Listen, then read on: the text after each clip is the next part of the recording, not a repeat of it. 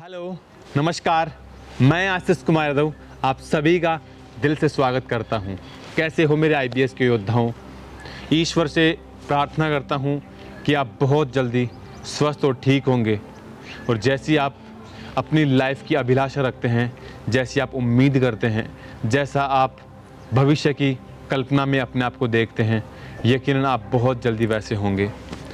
एक बहुत बड़ा सवाल जो कि शायद आपके दिमाग में बहुत बार ट्रिगर करता होगा और बहुत बार लोगों के द्वारा आपको बताया भी गया होगा, या बहुत डॉक्टर या आपकी फैमिली के द्वारा भी ये बात आपको बहुत बार बोली गई होगी, या मे बी शायद आपके फ्रेंड सर्कल में ये बात बोली गई होगी कि आईबीएस जो प्रॉब्लम है वो एग्जैक्टली बॉडी के लेवल से प्रॉब्लम है या माइंड की प्रॉब्लम है।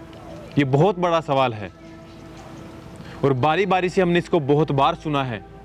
और जब जब हमें ये बात बोली गई है कि ये जो प्रॉब्लम है वो आपके माइंड की है, हम गुस्सा हो जाते हैं और उस व्यक्ति से हम लड़ने को तैयार हो जाते हैं जो बंदा हमें ये बात बोलता है कि ये प्रॉब्लम आपके माइंड की है।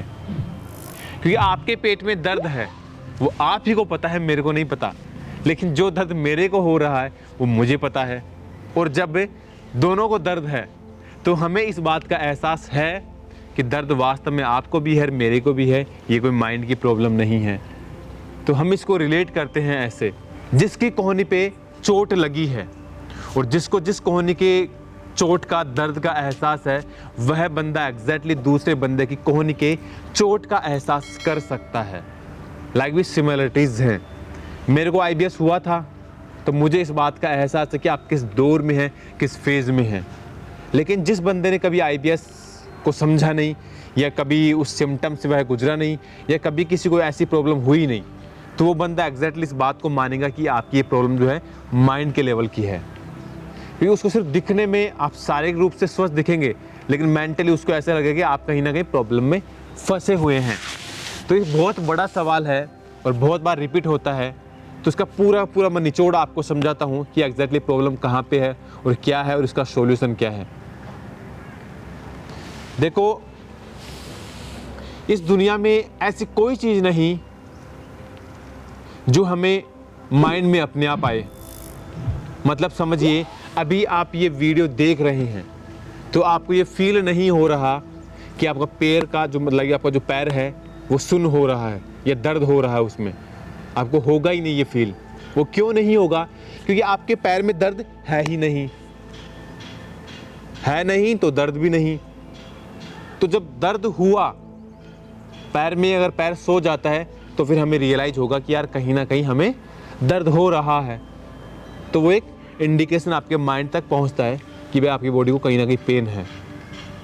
अब हल्का सा आपको पेन हुआ, आपके माइंड ने ट्रिगर किया कि आपको पेन है, तो आप क्या करेंगे? उस मोमेंट में आपको या तो कहीं ना कहीं कुछ दवाई लेने के लिए जाएंगे, या किसी के पास कुछ मेडिसिन लेने जाएंगे, या वहाँ पे कुछ ना कुछ स्प्रे करेंगे जिससे आपको वहाँ पे इंस्टेंटली पेन रिलीफ मिल सके। आपने उस पैर के ऊपर स्प्रे किया, आपको इंस्टेंटली रिलीफ मिला और फिर वो बात आपके माइंड से कहीं ना कहीं छूट गई कि अब आपको दर्द है, तो वो दर्द गायब।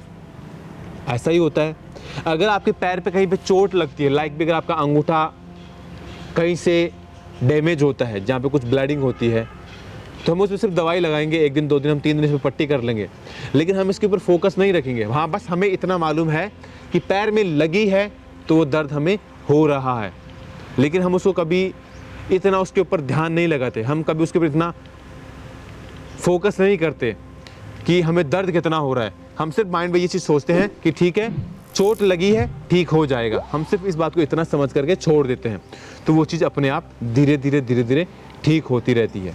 तो यहाँ पे समझो, इस प्रकृति का एक बहुत बड़ा नियम लागू होता है कि अगर आपके बॉडी के किसी भी हिस्से में कोई चोट लगती है तो वह स्वतः रूप से ठीक होने की ताकत रखता है। बशर्ते कंडीशन ये है कि आपको उस घाव को, उस चोट को खुरेदना नहीं है, लाइक भी उसके ऊपर बारी बारी से आपको उसको ट्रिगर नहीं करना है, तब तो वो घाव भर जाता है। ये प्रकृति का नियम है।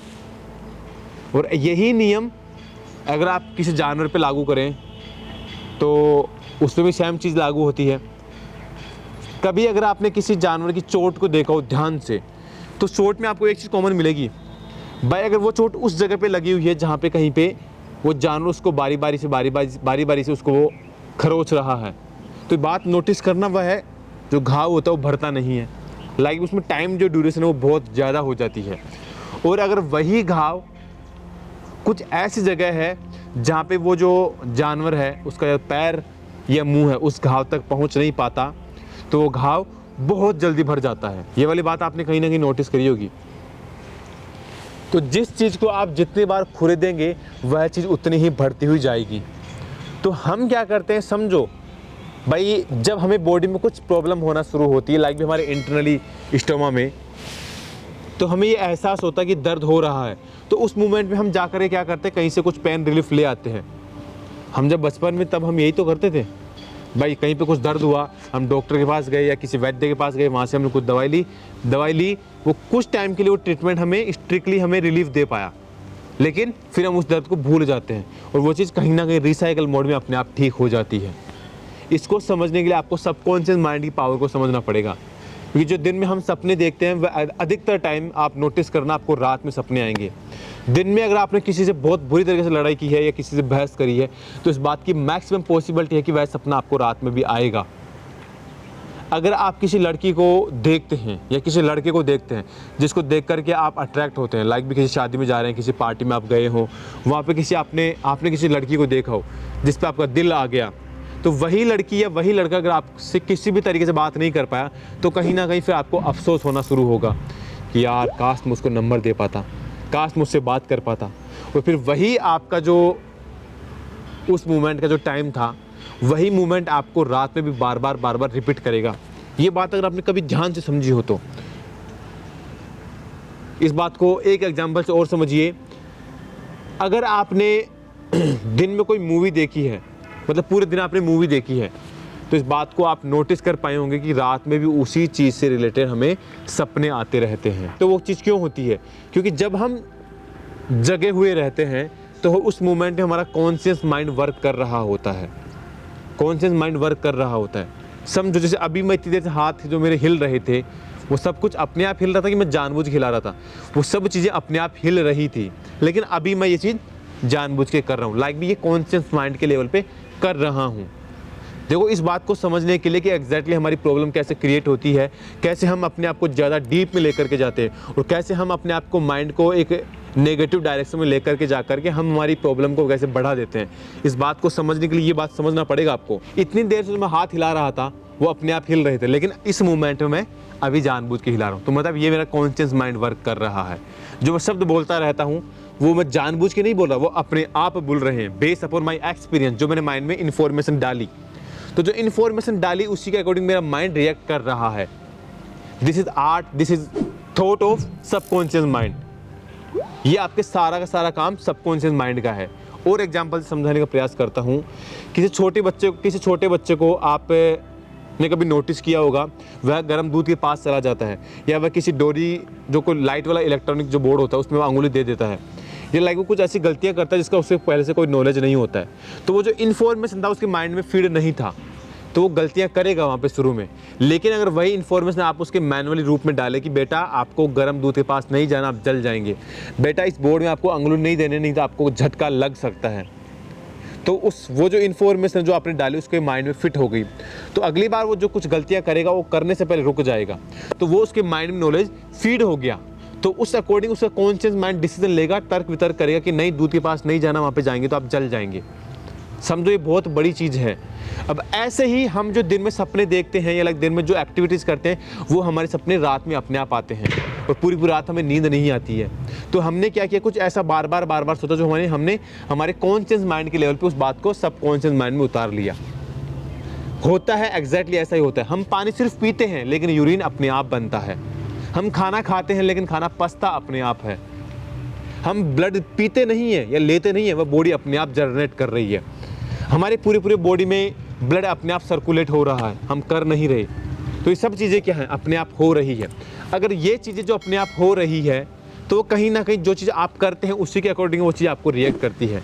आप 3 दिन पानी मत पीजिए, आपकी बॉडी में कहीं ना कहीं पानी की कमी हो जाएगी, क्योंकि आप पानी नहीं पीना आपका मैनुअली कंट्रोल है। तो बॉडी में पानी की कमी हो जाएगी। ये बेसिक सा फंडा है। अगर आप दिन में कुछ गलत देखेंगे तो रात में सपने भी गलत आएंगे। अगर आप पहले अपनी गलत आदतें थी, लाइक भी 11, 12, 1, 2 बजे आप सो रहे हो लगातार, तो फिर आपने क्या किया, नींद को मैनुअली कंट्रोल कर लिया। नींद आने का समय होता है 10 से सुबह 5 तक, 4 तक, लेकिन आपने क्या किया, रात को 2 बजे तक सो रहे हो, 3 बजे सो रहे हो, सुबह फिर 9, 10 बजे उठ रहे हो। तो मतलब प्रकृति के पूरे आप अगेंस्ट चले गए। प्रकृति का नियम है 10 बजे सोइए, सुबह 5 बजे उठिए, और उठने के बाद आपका प्रेशर बनेगा। ये नेचुरल सा प्रोसेस है, लेकिन हम उसको मैनुअली कंट्रोल करते हैं। 2 बजे 3 बजे सोते हैं, फिर सुबह 10 बजे उठते हैं। प्रेशर कहाँ से बनेगा? समझो कि एग्जैक्टली हमारा जो प्रॉब्लम माइंड के लेवल से कैसे ट्रिगर होता है। तो जो चीज़ आप बार बार रिपीट करेंगे, लाइक भी कौन सी, दिन में सपने देखे, रात को सपने आए, दिन में अच्छा सोचा, रात को अच्छा सोचा, दिन में कुछ गलत देखा, रात को गलत ही दिखेगा। तो वो सबकॉन्शियस माइंड के लेवल पे आपको महसूस हो रहा है। अब दिन में अगर सारे दिन आप ये चीज़ सोचेंगे, मैं ठीक नहीं हो रहा, मेरे को प्रॉब्लम बढ़ रहा है, ये प्रॉब्लम खाने से बढ़ेगा, ये प्रॉब्लम बढ़ सकता है, ये प्रॉब्लम मैं खाऊं नहीं खाऊं, मैं दलिया खाऊंगा शायद हो सकता है मेरा मोशन नहीं आएगा, मैं मीठा खा लूँगा शायद मेरा प्रॉब्लम बढ़ जाएगा, या मैं तीखा खाऊं या नहीं खाऊं, या मैं बाजार का ये खाऊं या नहीं खाऊं। तो जो भी चीज़ें आप खाने से पहले सोच रहे हैं, उस चीज़ को कहीं ना कहीं आप स्ट्रिक्टली अपने सबकॉन्शियस माइंड में जगह दे रहे हैं। और अगर आपने वो चीज़ दी तो वही चीज़ अपने आप करना शुरू करेगी। अब देखो, मैं आपको एक बहुत बड़ा एग्जांपल समझाता हूँ, समझने का प्रयास करना, जो कि शायद कहीं ना कहीं आपको लाइफ में बहुत बड़ी चीज़ सिखाएगा। अगर हम कुछ हॉरर साउंड सुन रहे हैं तो हमारी बॉडी कांप जाती है। अगर हम कुछ रोमांटिक म्यूजिक सुन रहे हैं तो हमारी बॉडी खिल उठती है। और अगर आप कोई देशभक्ति वाला गाना सुन रहे होते हैं तो क्या होता है, आपके अंदर खून खोलने लगता है। तो ये क्या है, साउंड का इफेक्ट। जैसा साउंड सुनेंगे आपकी बॉडी वैसा ही रिएक्ट करती हुई जाती है। अब सोचिए, आंख बंद करके आप कोई इमेजिनेशन क्रिएट कीजिए, लाइक भी कुछ पोर्न सीन अपने सामने क्रिएट कीजिए। इससे आपकी बॉडी के अंदर कहीं ना कहीं सेक्सुअली जो हार्मोन्स होते हैं वो एक्टिव होते हैं, क्योंकि सिर्फ आपने सोचा, और सोचने से ही हमारे सेक्सुअली हार्मोन्स एक्टिव होते हैं। फिर आप आंख बंद करके किसी गहरे अंधेरे में बैठिए, लाइक भी किसी अंधेरी जगह बैठिए, और वहाँ पे कुछ हॉरर टाइप से, कुछ भूत वगैरह, कुछ जादू टोना, ऐसा सोचिए, सिर्फ सोचिए, करना कुछ नहीं है। तो वो सोचने मात्र से आपकी बॉडी भय से कपकपा उठेगी। आप आंखें बंद करके कुछ अच्छा सोचेंगे अपने पास्ट के बारे में तो आपको अच्छा महसूस होगा, लेकिन अगर आप बुरा सोचेंगे तो आपकी बॉडी फिर वैसे ही हार्मोन्स रिलीज करती है। तो ये समझो, एग्जैक्टली अगर देखा जाए तो आप दिमाग में जैसी छवि बनाते हैं, जैसा खाना खाने से पहले सोचते हैं, आपकी बॉडी वैसे ही रिएक्ट करना सोचती है। आप जैसे सोचेंगे बॉडी वैसी ही बनती जाती है। अब ऐसा नहीं कि आप छत के टॉप फ्लोर पे चले जाए और फिर सोचें कि सर ने बोला था कि बुरा मत सोचो, सिर्फ अच्छा सोचो। मैं उस बेवकूफ़ी की बात नहीं कर रहा कि आप अपने छत के टॉप फ्लोर पे जाके फिर ऊपर से नीचे कूदने का प्रयास करें और ये सोचो कि भाई नहीं, मुझे कुछ नहीं होगा, मुझे कुछ नहीं होगा। वो बेवकूफ़ी नहीं करनी है। कहीं पे आप जा करके किसी बस के या किसी गाड़ी के सामने जाके खड़े हो जाए कि मुझे कुछ नहीं होगा, मुझे कुछ नहीं होगा, और गाड़ी आके आपको धड़ाम से फिनिश। वो बेवकूफ़ नहीं, स्मार्टली वर्क करो। मतलब माइंड में राइट अफर्मेशन सोचो, अच्छा सोचो, माइंड वैसे ही रिएक्ट करना शुरू करता है। तो जब भी हमारी बॉडी में कोई छोटा सा पेन होता है, हमने पेन रिलीफ लिया, दर्द कम हुआ, उस पेन रिलीफ से हम ठीक हो गए। लेकिन प्रॉब्लम अगर थोड़ा सा बढ़ा और फिर हम उस चीज़ को बार बार री अटैम्प्ट कर रहे हैं, री ट्रिगर कर रहे हैं, तो वो चीज़ हम क्या कर रहे हैं, अपनी बॉडी में जाने अनजाने में कोई घाव को क्रिएट कर रहे हैं। क्योंकि दिमाग के लेवल पे जो हम सोचते हैं, सोचना ही उसके लिए सत्य है, एक कल्पना उसके लिए सत्य है। जैसा दिमाग में आप सोच लेंगे, बॉडी के लेवल से वो वैसा ही सत्य है। किसी देशभक्ति गाने को सिर्फ सुनने या सोचने मात्र से हमारे शरीर में रोंगटे खड़े हो जाते हैं, तो गलत सोचने से भी हमारी बॉडी में गलत हार्मोन्स रिलीज होते हैं। ये एग्जैक्टली जिस दिन आप ये बात समझ जाते हैं, आप बहुत कुछ माइंड के लेवल से समझ जाएंगे। तो फिर अब इससे बाहर निकलने का तरीका क्या है? हमेशा खुद के बारे में अच्छा सोचें। मैं पूर्ण रूप से ठीक हूँ, मैं पूर्ण स्वस्थ हूँ, मैं इस दुनिया का सर्वश्रेष्ठ लकी पर्सन हूँ कि मुझे ईश्वर ने एक शरीर दिया, सोचने के लिए बुद्धि दी, देखने के लिए 2 आंखें दी, चलने के लिए 2 पैर दिए। तो मैं अपने आप में बहुत भाग्यशाली हूँ और मैं अपने आप को पूर्ण स्वस्थ महसूस कर रहा हूँ। लाइक आपको राइट अफर्मेशन करना, जितना आप अपने आप के बारे में अच्छा सोचेंगे, आपकी बॉडी वैसे ही काम करना शुरू करेगी। इसलिए डॉक्टर आपको बोलते हैं कि ये प्रॉब्लम जो है 70% हमारे माइंड का लेवल का है और 30% बॉडी के लेवल का प्रॉब्लम है। और अब जो मैं ट्रीटमेंट सजेस्ट करता हूँ उसमें मैं क्या करता हूँ, बॉडी के लेवल को ठीक करने के लिए स्ट्रेचिंग करवाते हैं। इंटरनली अगर कुछ इन्फेक्शन है तो उसके लिए डाइट रिकमेंडेड करते हैं। माइंड के लेवल से जो प्रॉब्लम है उसके लिए मैं मेडिटेशन रिकमेंडेड करता हूँ। और मास्टरबेशन वगैरह जो हमने कुछ गलतियाँ करी है उसको ठीक करने के लिए यहाँ, या फिर जो हमारे जो नले वगैरह पड़े हुए होते हैं, पेट टाइट हो जाता है, उसको स्मूथ करने के लिए या अंदर से स्वेलिंग को कम करने के लिए मिट्टी पट्टी का लेप करवाते हैं। और भी बहुत सारी चीज़ें हैं जो हम और फेज में हम करवाएंगे। तो जो सवाल था कि हमारा ये जो प्रॉब्लम है वो बॉडी का है या माइंड का है, देखा जाए तो 30% बॉडी जब प्रॉब्लम होगी तो 70% इफेक्ट उसका माइंड पे पड़ेगा। और 70% इफेक्ट माइंड का पड़ा कि बॉडी प्रॉब्लम है तो 100% आप प्रॉब्लम में है। ये एग्जैक्टली पूरा सूत्र सही है। थोड़ा सा बॉडी में पेन हुआ, माइंड ट्रिगर हुआ, माइंड को लगा दर्द है तो पूरी बॉडी में दर्द है। लेकिन हम भूलेंगे कब इस दर्द को, जब अगर आपकी बॉडी में इससे भयंकर कोई प्रॉब्लम हो जाए। सोचिए अगर मेरा पैर काट दिया जाए, मतलब यहाँ से घुटने से अगर मैं पूरा मेरा पैर कट जाए किसी वजह से, तो मुझे क्या पेट का दर्द याद रहेगा उस मोमेंट में? नहीं, कभी नहीं रहेगा, आप भूल जाएंगे। एक व्यक्ति था जिसको हार्ट अटैक आया था। एक कहानी सुनाता हूँ, सुनो, एक छोटी सी बात बताता हूँ, सुनना, बहुत अच्छी चीज़ है। एक बंदा था जिसको हार्ट अटैक आया। उसने मेरे डॉक्टर को फ़ोन किया कि डॉक्टर साहब जल्दी से घर पे आइए, मुझे हार्ट अटैक हो रहा है, पता नहीं सांस नहीं आ रहा, बहुत दबा के सांस आ रहा है, क्या करूं? डॉक्टर ने बोला ठीक है आप रेस्ट करिए, मैं आ रहा हूँ। डॉक्टर अराउंड 10 मिनट बाद उसके घर पे पहुंचा और जैसे वो गेट खोल के उसके घर के अंदर पहुंचा, उसने क्या किया, अपना बैग वहीं पे रखा और खुद बेहोशी की हालत में उसी पेशेंट के बराबर में खुद गिर गया और बोलने लगा कि मेरे को दर्द हो रहा, मेरे को दर्द हो रहा, मेरे को दर्द हो रहा, मेरे को हार्ट अटैक आ गया। ये सोच करके वो जो मरीज था जिसने फ़ोन किया था उसका दिमाग खराब, सर तो मुझे ठीक करने आया कि अपने आप को बीमार करने आया। तो जैसे ही उस डॉक्टर ने बोला कि मेरे को हार्ट अटैक है, तो उस बंदे ने क्या किया, वो बंदा अपनी चीज़ को भूल करके उस बंदे को पकड़ने लग गया, मान लाइक भी उस डॉक्टर को पानी पिलाने लगा, उसके कुछ पानी के छींटे मारे, उसको कुछ होश में दिलाने का कोशिश कर रहा था, लेकिन डॉक्टर एक्टिंग कर रहा था। और उस मोमेंट में क्या हुआ, उस बंदे ने अपनी बीमारी को, जो उसको हार्ट अटैक वाला प्रॉब्लम हुआ था, वो बंदा भूल गया था, क्योंकि उससे स्ट्रॉन्ग चीज़ उसके पास अभी थी, तो उस चीज़ से बाहर निकल गया।